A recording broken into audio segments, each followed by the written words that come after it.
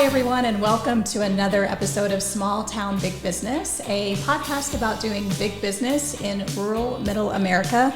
I'm your co-host for today, Deb Barnett. I am also the Executive Director for Southern Illinois Now, where we focus on advancing the Southern Illinois region as a great place to live, work, and do business. And I'm Russ Williams. I'm Director of EThOs at the Citadel. We're a small business incubator. We do co-working spaces and also doing some training and development for businesses. You're joining us today from the Citadel building here in downtown Marion, Illinois on Tower Square Plaza. And I want to thank our sponsors and you for joining us. Our sponsors make this possible, and that includes thank you to Arcadia Wealth Group, Black Diamond Harley Davidson and RV, Fowler Heating and Cooling, the Swinford Media Group, Watermark Auto Group Foundation, and of course our producers at Union Street Arts. If you're new to our podcast, we interview small business owners and founders about how and why they've been successful in small towns, and today is no exception, although not your typical small business here in Marion. But first of all, let me welcome from WBVN, Ken Anderson. Welcome, Ken. It's kind of nice to be here. Yeah. I've heard a lot about this. So have you been in the building? Well, we were talking about that. I was in the building when I was in high school. Wow. And the owner of this building at that time lived here. Lived on the top of this. Mr. Also Anderson. His name was Anderson. J.T. Anderson. Yeah, I worked at his lumber yard. Oh, is that right? So he used to have me come down here and he'd tell me what to do and I'd go do it. There you go. Yeah. Well, it's a pleasure to have you. That's how long it's been since I have been here. Well, you're a neighbor. So we'll tell people that you're just catty corner. we are. Yeah, on the Yeah, on the we're square. actually in the old Tony's building. Okay. And Tony actually started in this The building. restaurant? Yeah, that's right. It's a lot of full circle moments right there. Yeah. Isn't that weird? That's really interesting. Well, welcome back. Yeah, I enjoyed it. There was a ballroom up here the last time I went up. I think on the 6th floor or something Fifth like floor, that. yeah. 5th floor? We're going to have that again, I think, Are you? someday. Yeah. Yeah. So, That's the old days. yeah. Yeah. So we've been looking so forward to this interview, Ken, because WBVN wants you to dive into what that is for those of us right here in Marion and Southern Illinois. We're very familiar. I'll let you say how long you've been around because you just celebrated an anniversary, but tell us about WBVN and how long you've been around. Well, I suppose you could start out by saying we're a not-for-profit, which is a little strange business conversation to have, but we're a not-for-profit radio station that started back in 1990. And we have depended upon listener support to keep us there, but we're very much like small business in the sense that we have the same overhead expenses that other people have, and I have a staff of people that we do the radio station with, and that's very important, I think, is the staff part of the community in terms of getting to enjoy working with people that are really dedicated or they have a bit of a passion, I guess I would say, for the kind of work that we do. And you build relationships with people in the community much the same way a business does that has a loyal customer base that they like to be involved with as well. We've done concerts over the years. The artists come into the area and they discover that we've done 226 concerts. Wow. In that many years, and they're always amazed at that because they don't see that very often around the country, that we've been able to do something very unique there, I think. I would imagine, especially in small, what we would consider rural areas, to bring those types of concerts here, not to mention the number of concerts that you brought. How many do you typically do in a year? Well, we have done less post-pandemic than we did pre-pandemic. It did change the culture. It changed the characteristic of the communities.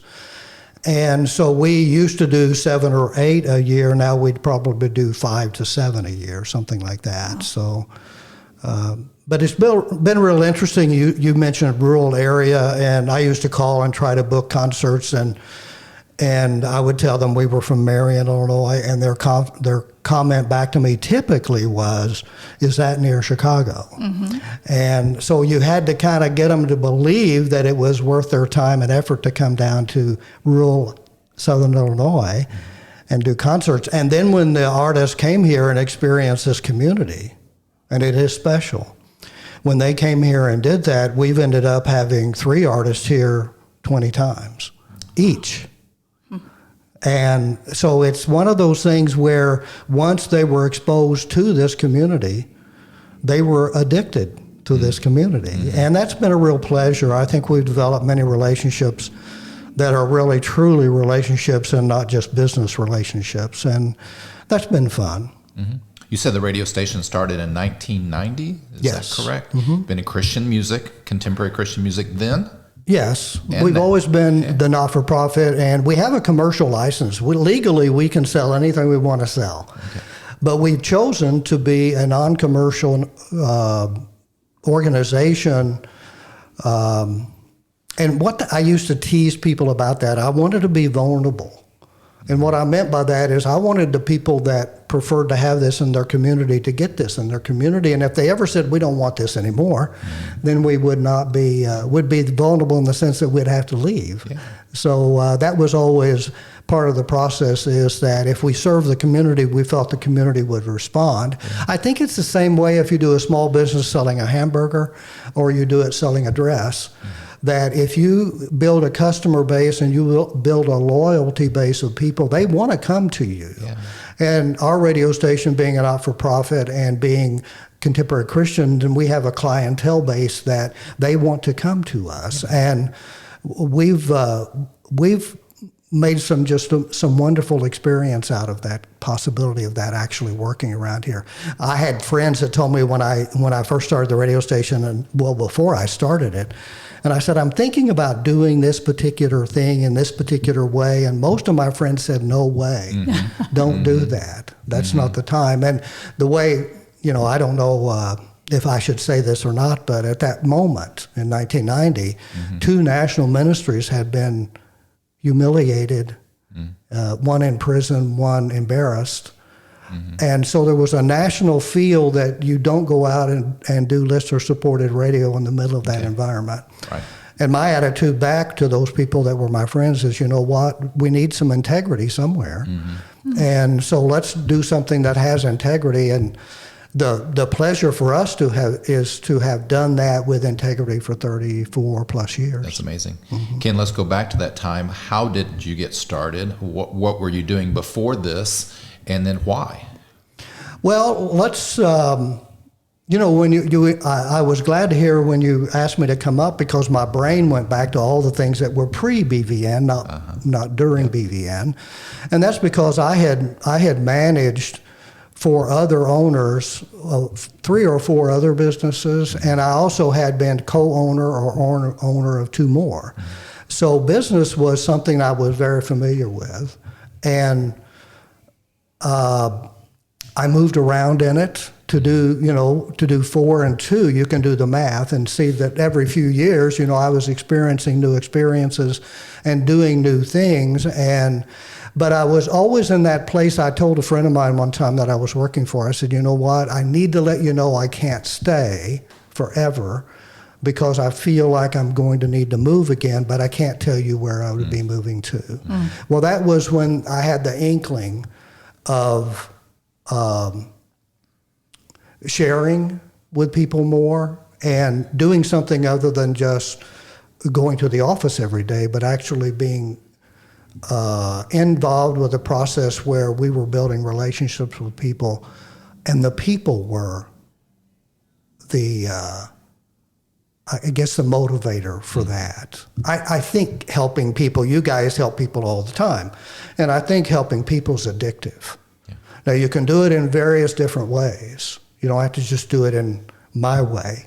But it is something that once you start helping people, I think there's a wisdom in that in serving people that you're going to end up receiving more than you're giving. Yeah.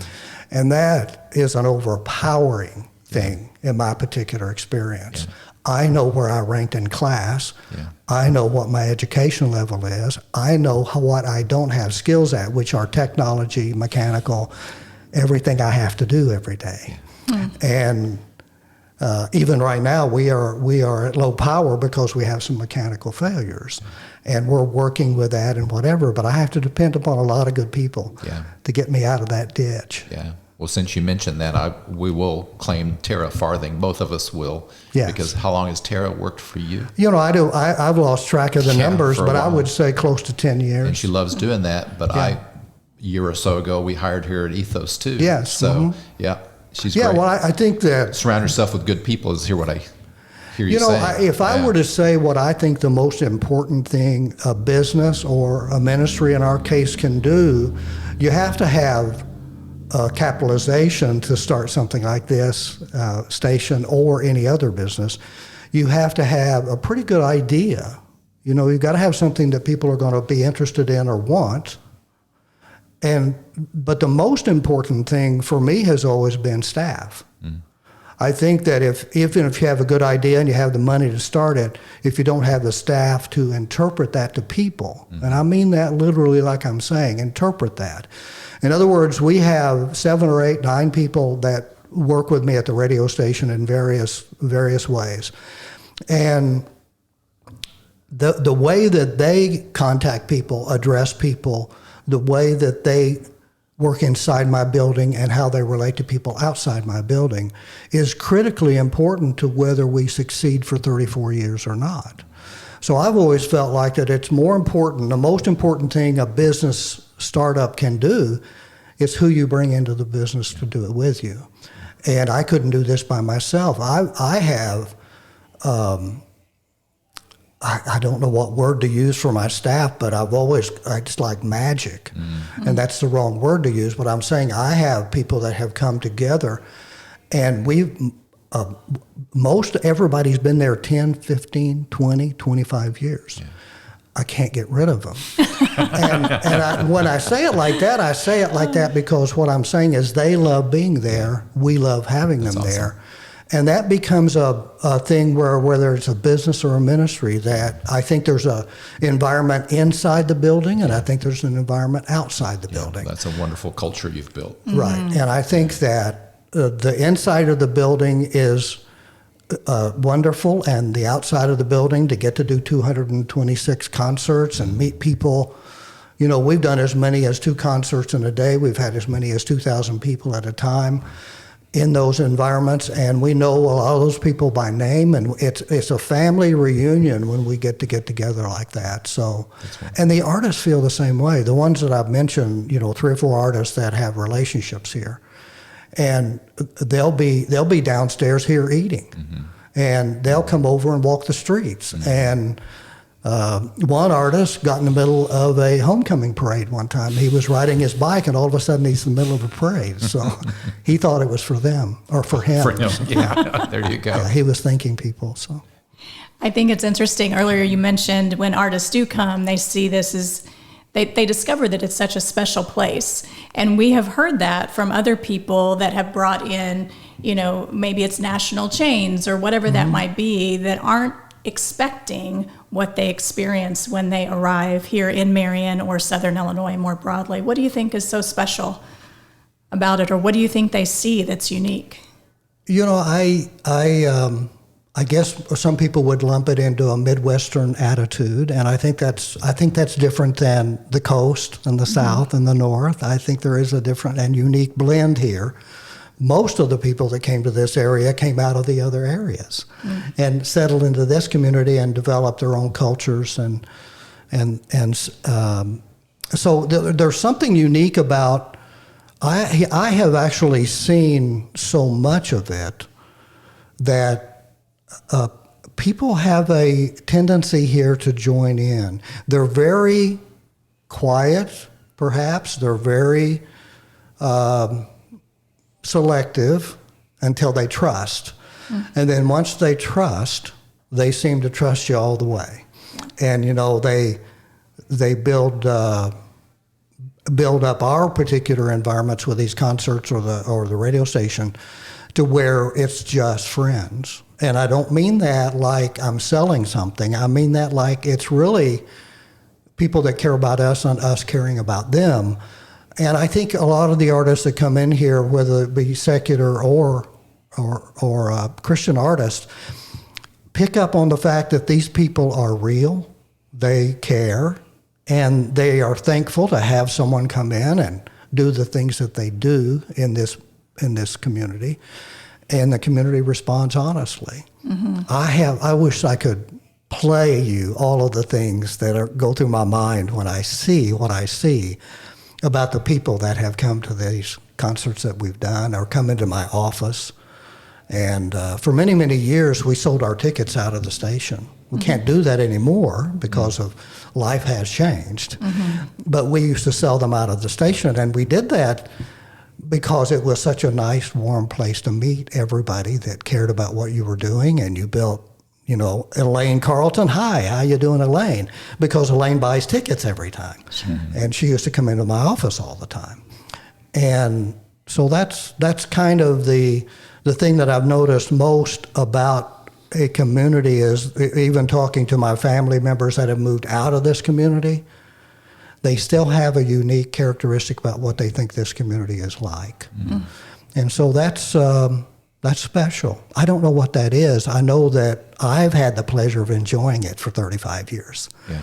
So that's been well. You good. Certainly have influenced. The organization has influenced the culture and community here.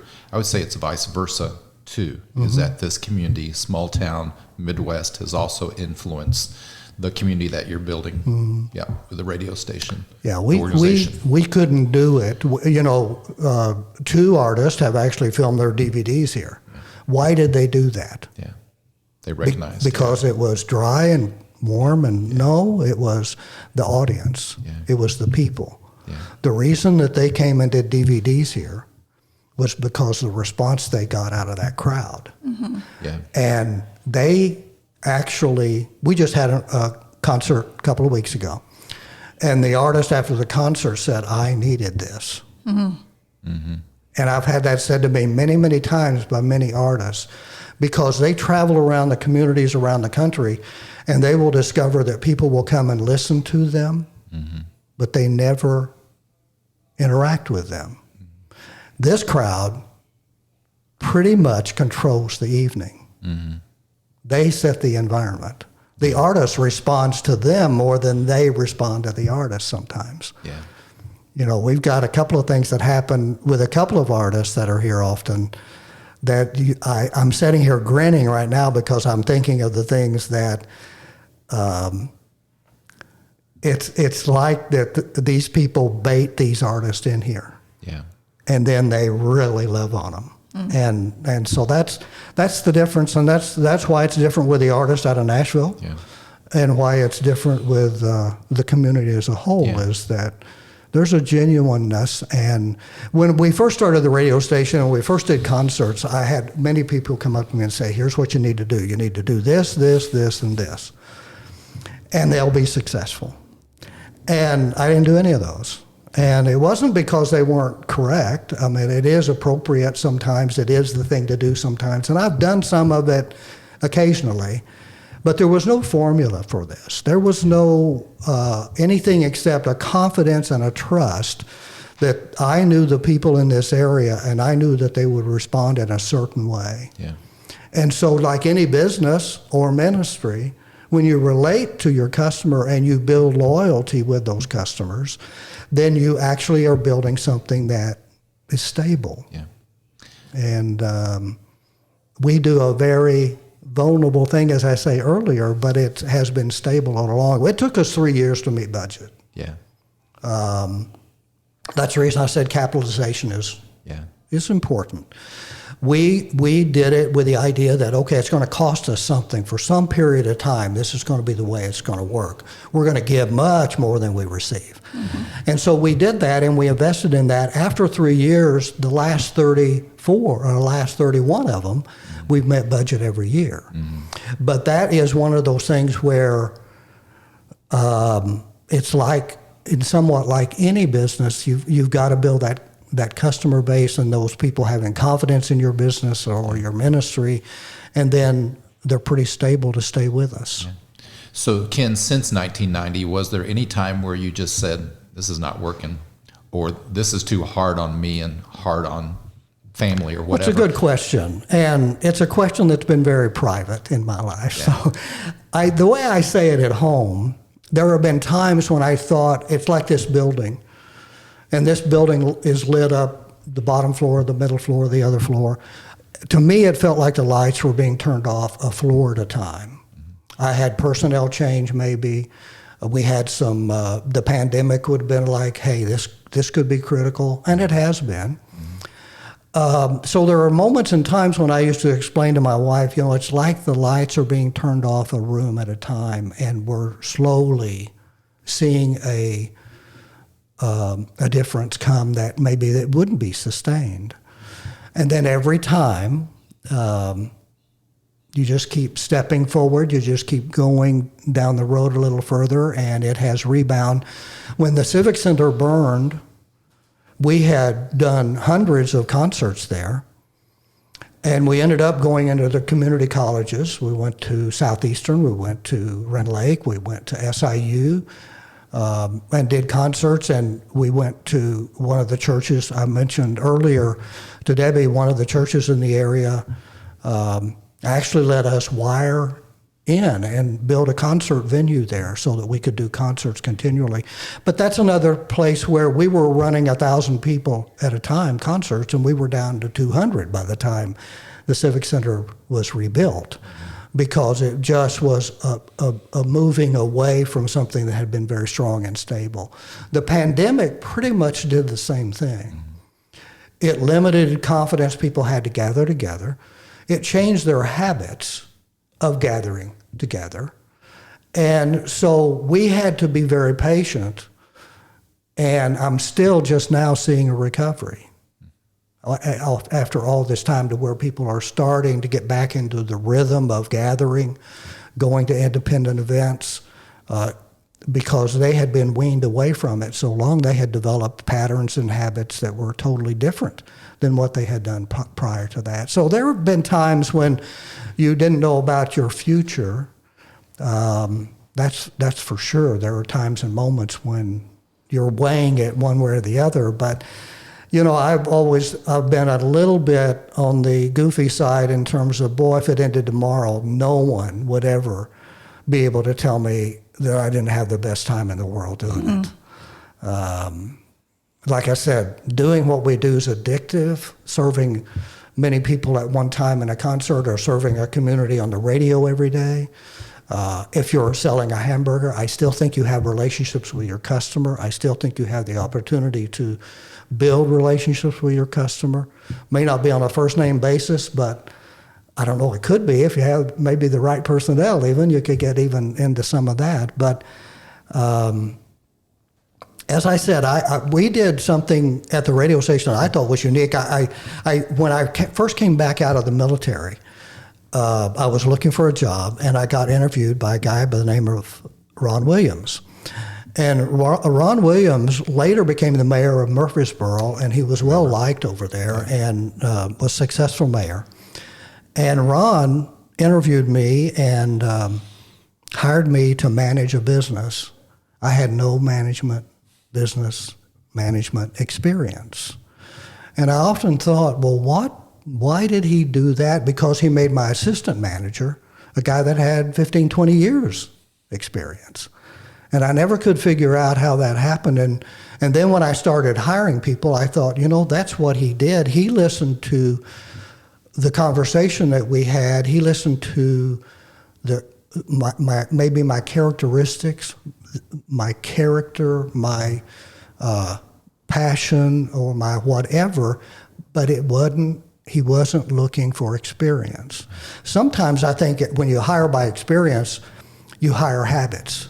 Mm-hmm. In other words, you actually end up bringing in something that's been done for 20 years, and that's the way they do it, and no matter what you prefer, they're going to continue to do the habits. And so a lot of the people at the radio station, I only had one that had radio experience. He came 3 times, and I said, you don't want to work here. And I said, no, I'm not going to hire you. And he kept coming back, and because but what I was saying was, because of your experience, this isn't anything like that. And you're not going to be happy here. I did hire him. He's been there 3 years now. Can't get rid of some people. Yeah, you can. And, but I'm just saying that all of the people that work at the radio station are on the air, none of them had any experience. what I did was people kind of came, and I thought, I knew Debbie for a long time. I'll embarrass her, but I always thought she should be in communications because she's gifted in it, and even on a radio station. But it's that kind of thing where you pick up on people, and you don't care what their experience is, because if you're hiring people to interpret the way you want to do a business or way you want to do a ministry, then you hire people that have the capacity to adapt to that and do it naturally. And so I'm always looking for not experience, but certain other characteristics. Some of them we don't hear anymore: integrity, hard work. I mean, it's that kind of thing that those are the most important things. We can learn how to talk over a microphone, but it's what you're going to do to get to the microphone that makes the big difference. Are you going to be on time? Are you going to be there every day? Are you consistent? Do you enjoy the people as much as we enjoy the people? Those are the thumbprints that I'm looking for when I hire someone is, and you know Tara very well. You work with Tara. Tara is another example of someone who brings one of the hardest workers that I've ever experienced, is Tara. And that's a characteristic that she has that I couldn't whip her into that. Right, it's a habit. It's habit. It's character development. It's character development, and it's rare and more rare every day, it seems as though. And so I have a sympathy for people that are starting a business or have a business, and I have some friends that have businesses, and I would say that generally I could say that most of them, one of the hardest things that they have to do is putting a staff together. Yeah. It's very difficult in this day and time to do that. So that's been fun for me. I've always enjoyed the inside the building environment and the outside of the building environment. I love working with people that we like one another. That always they helps. Don't last long with me if they don't, because they got to make that. You got to make that a relationship staff. Every one of the people that work for me like the other people that they work with, so they cover them. If they need something needs to be done and the other one can't get there, the other one will do it. And so that's been the joy part of inside the building that I like very much. Something really special, and a faith journey, I would call it, since 1990, so 34 years. Again, congratulations. I thought it was interesting a minute ago when you talked about, each step, you just kept taking that next step forward. And this morning, I was listening to some music, and Casting Crowns, God of All My Days, came on, and part of the chorus immediately made me think of you. And it is, for those who don't know, each step I take, you make a way. My seasons change, you, meaning God, you stay the same. God of all my days. Would you sum up this journey in that way? I was serious about God. I think that's very important. Scripture implies, and I think Scripture, the way I subtitle Scripture is wisdom. In other words, there is a wisdom there. The one that created it knows how it runs. If you put water in the gas tank of a Chevrolet, I suspect you're going to have chaos. And I think what we have been taught by this particular word is that if you put wisdom into your environment and into your life, you're going to discover that it creates not chaos, but pleasure and peace and joy. Are you going to be trouble-free? I have not found any insulation yet to wear that keeps me from trouble-free. I can almost tell you right now that almost every family I know, every business I know, or every entity that I know has stress and trouble.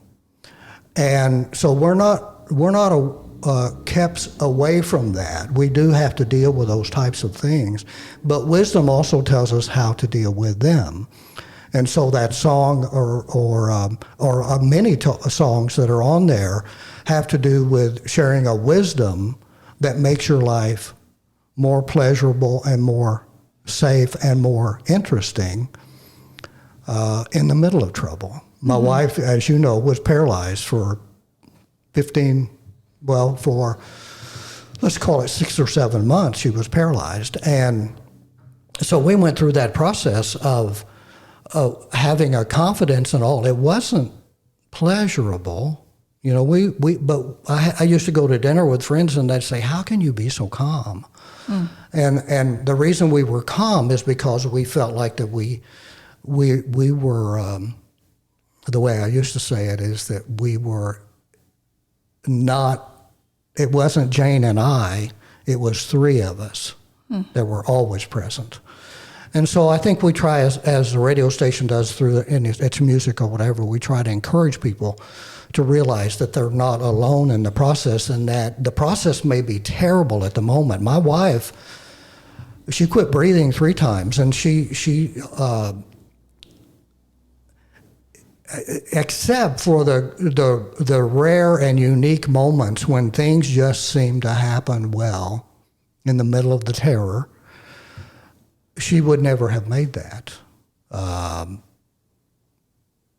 I don't have time here today to go through the process of all of that, but I'm just saying, even in the middle of the storm, we still had, and they sing about that, Casting Crown does, there's still a peace there. I did a newsletter years ago, I talked about hurricanes. In the middle of the hurricane is a quiet place, is a peace place. It's swirling and blowing and knocking down and killing on the outer edges of that. But if you can get through that into that center of that, it's very calm. And so that's the way we look at the gospel generally, is that, yeah, there's going to be trouble come, but we know, my wife's, one of her favorite scripture has to do with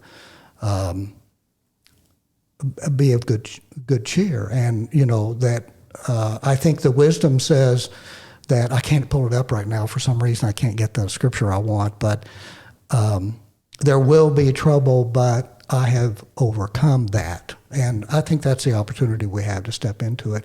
Christian music, and for our environment there, is I play 15 songs an hour, and somebody will call and say, I don't like that song. And to me, it's like a book or a novel. It's a paragraph and then a paragraph and a paragraph. And if you look at any one paragraph, you can say, well, that paragraph, I don't like the way he wrote that. But if you read the next paragraph, it may be very inspirational, or the next one might be as well. So we put 15 messages out there, hoping that one of them touches people's hearts some way. And then there again, that builds back into relationship with people, because they're grateful to us for having provided that.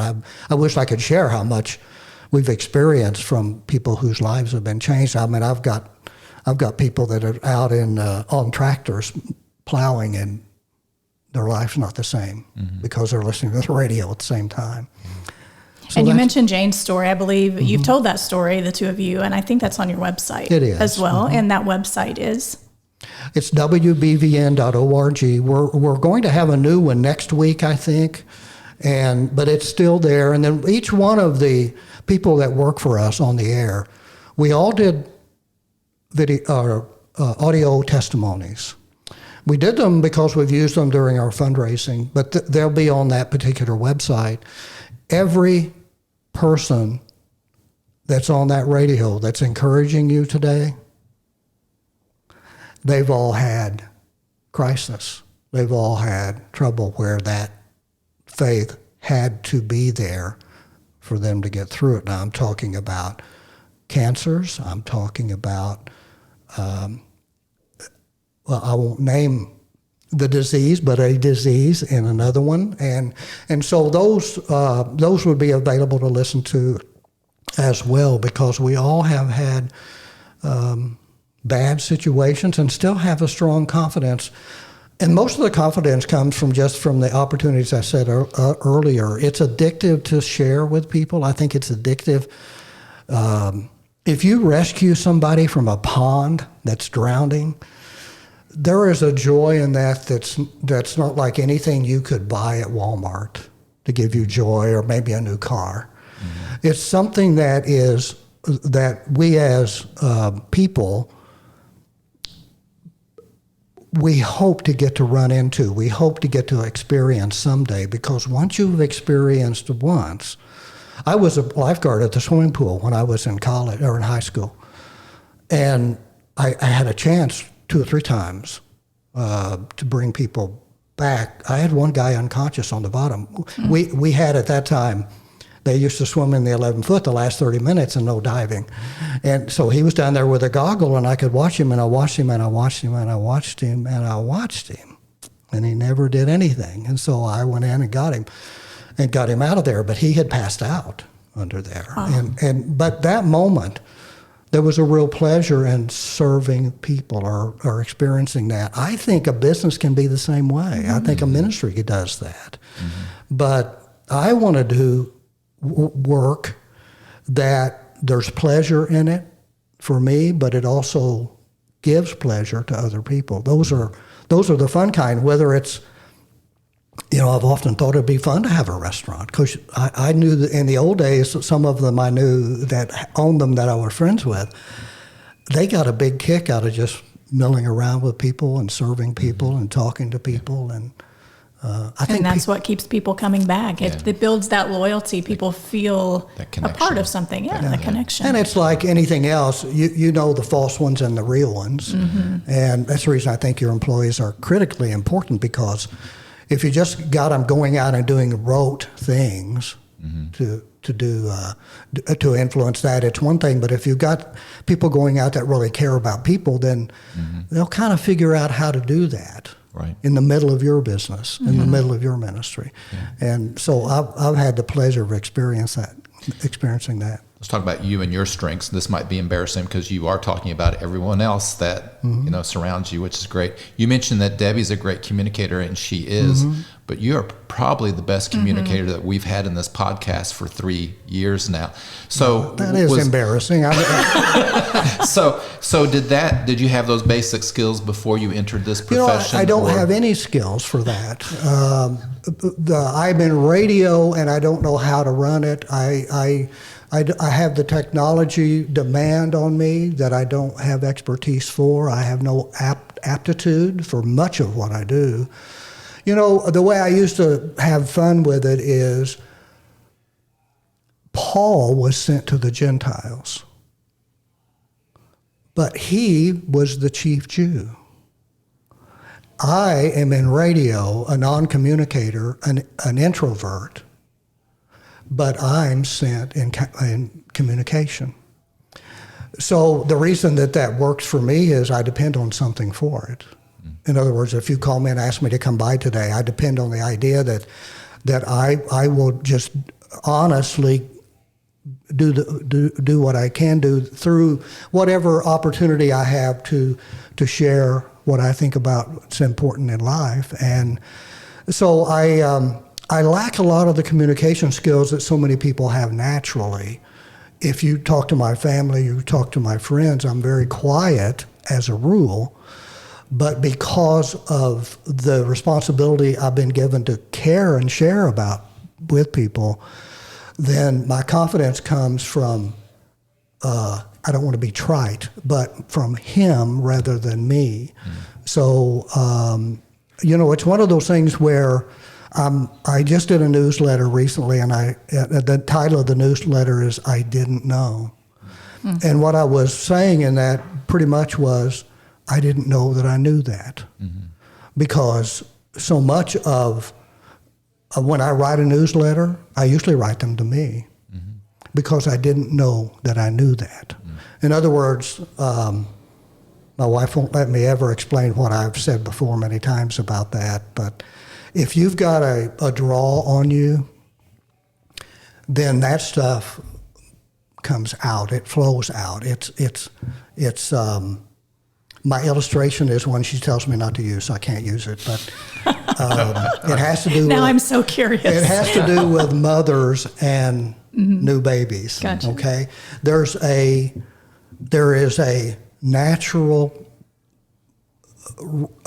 refilling that takes place because there's a draw that pulls that out. And I think that communication is much better when there's a draw on it and there's a pulling out. Like you asked me a question, that's a draw to me. I can come out and answer that question to the best of my ability.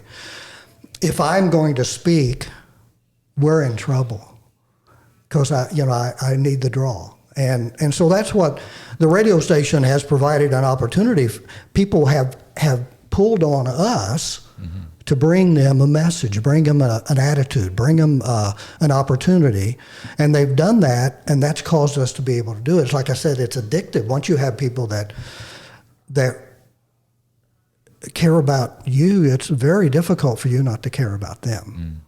And you want to do everything you can for them. So that's fun. I think, tell me, he can cut it if I'm wrong, but your wife does some pastoring work, yes, correct? That's right. And she probably loves the opportunity when she can serve people like that. I'm sure there are frustrating times. I've been accused of a few things that are frustrating, misunderstanding, some of the things that we do and how we do it. But the opportunity to care and share is something I wish everybody could experience. I don't think everybody gets to do that. Yeah. But the reason you talked about characteristics and what I was good at or bad at. I've often teased the only thing I've been good at is I'm a bulldog. Once I latch on, I won't let go. And so the radio station has stayed what it was on January the 8th, 1990. It's still very much the same today. Now, we could have gone off onto various runs and expansions and new things and bigger things and become larger and all those things. I had a guy come in my office one time, and he had a ministry, and he was telling me how he was going to make us the #1 Christian radio station in the area if we put his ministry to the test. And he asked me, he said, "Don't you want to be that?" And I said, I don't want to be that. I don't want to grow and be big and do everything that we can imagine. I want to do what I feel like I was given the responsibility to do 30 years ago now. And I want to fulfill that one because I have seen places where, you build a business or you build a ministry and you have a customer base and you work with them, and then you get the idea, well, I'm going to make it bigger. I'm going to even go larger, and I'm going to expand and all of that. And pretty soon, you to do that, sometimes you widen it perhaps, and the guys that started it with you, they disappear. They're not there anymore. And so we decided that we were not going to run anybody off. We were not going to change so that we could just accumulate. We wanted to do what we felt. Jane and I did Bible study for 10 years before this, just privately in home. And we would share with people and we would talk with people. And as I said, we enjoyed that so very much.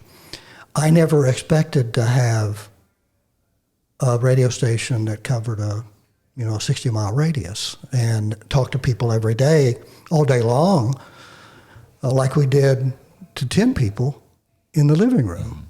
And yet here I am. And like I said earlier, didn't have the skills to do radio. Believe me, Laura and I are always teasing one another about how vulnerable we are to what we're doing because we are into things that we were never trained for. We're doing things that we never expected. I never expected to be able to communicate here today or 30 years ago at a radio station. It was much more introverted than that. I was very happy not to do that. But if you enjoy something as much as I enjoyed the discovery of the gospel, and I think it moves. I don't think I'm not anything like I was 30 years ago in terms of my understanding. I'm still reading, I'm still learning, I'm still changing, I'm still becoming more and more like that. I think the first thing that we implied to as Christians is the first thing that was ever done is he moved on the earth. Then my attitude is he's still moving today. So we want to stay in that movement. We don't sit down, put stones up, make an altar, and sit around it for the next 30 years. We follow that, and we do that. We're a contemporary Christian radio station. People, sometimes they'll say, well, I like Rich Mullins, 1990. And that's true. We play a lot of that, but to be contemporary, you have to follow it. And so we follow it, and it's different today than it was then. Yeah. Some of it's better, some of it's not better, but it's still changing people's lives or sharing with people and caring about people's what we're about there. That's true to me, whether you're a business or a ministry. Yeah. You mentioned Laura, so quick shout out to Laura, one of my favorite people. She's just a ray of sunshine, and I love talking with her. I don't get to see her often, but she's your daughter. You all don't mention that on air too much, I don't think. And just kind of keep it occasionally she'll break down and say it or admit it. Yeah. She's an amazing person. And you talked about folks listening within a 60-mile radius, but for folks that might be hearing this and they're not here in Southern Illinois, they can also listen online as well, correct? They can actually hear better online right now because of our power failures down at the tower site. But yes, if you go to WBVN.org and you go to a little listen tab, and we're changing it next week. So this week it's a tab. Next week it's a little By the different. time this airs, it will be a new tab. Yeah, new tab then. But it just says listen now, and you click on that and it broadcasts on your computer. Or if you have an iPhone, you can go to your iPhone, go to the website, hit the listen, and you can listen on your phone as well. Yeah. Very good. And it's a new website that's coming out now. So by the time listeners and watchers, and there is 34 years worth of artist pictures. Yeah. So you get to see Brian Duncan when he was 20 years old, kind of thing, and he's not anymore. Yeah. So it's an interesting walkthrough. We archive the newsletters that I've done. I had to drop out of an English class at SIU one time. You talk about communicating. The professor called me in and said, "I'm going to fail you. You're too general. You don't get specific, you lack all these things." So she said, "You can drop the class or I'm going to let you go." So I failed communications at that point. Took it from somebody else, got a B out of it, but it's just that she didn't like what I did. Well, I so appreciate you latching on 34 years ago, and I think you called it an inkling earlier that you followed. I know for me personally, it has made a difference and continues to make a difference in my life. So I appreciate you serving and sharing and just continuing to take those steps forward. Yeah. So it's made a difference. It's been a pleasure, Ken. Yeah, we've had to have a lot of miracles, if I can say it like that. When you have the lack of my abilities that we've discovered or talked about today, and then when you have people that have never been trained in radio, but they're on radio every day, you'd be surprised at the biographies of the people that are at the station. The only biography that's the same is they all care about people. Yeah. That's the only thing that we all have in common. We're as different can be. Mm-hmm. I've never asked any of them, what's their denomination? I've never asked them, what do you think about the Red Sea? I've never done any of that kind of conversation. Mm-hmm. What I was always looking for is people that have the same heart that we have, and we'll work out the little other things. So it's been fun. Ken Anderson, WBVN, Contemporary Christian Radio. Yes. Thank you so much for joining us. My pleasure. I do recommend people go to the new website, WBVN.org, and the concert list is there. Lots of things. Lots of things coming up. That's exciting. Thank you again. You're welcome. Yeah. We want to thank everyone for being part of the small town big business community, watching our podcast or listening to it. And thank you to our sponsors once again. We want to thank you, Arcadia Wealth Group, Black Diamond Harley-Davidson and RV, the Fowler Heating and Cooling Company, Swinford Media Group, Watermark Auto Group Foundation, and of course our producers, Luke O'Neill at Union Street Arts. If you want to know more about EThOs, the small business incubator, co-working spaces, training and development in downtown Marion, you can contact me, Russell Williams. I'm at russell@watermarkethos.org, or you can find us on Facebook, EThOs at the Citadel. And I'm Deb Barnett with Southern Illinois Now. You can find us on southernillinoisnow.org or also on our social media platforms. Again, thank you for joining us today. Don't forget to listen to Small Town Big Business on your favorite podcast platform. And you can also watch and listen on our YouTube channel. Again, just search Small Town Big Business and don't forget to subscribe while you're there. Thanks again. Have a great day. See you next time.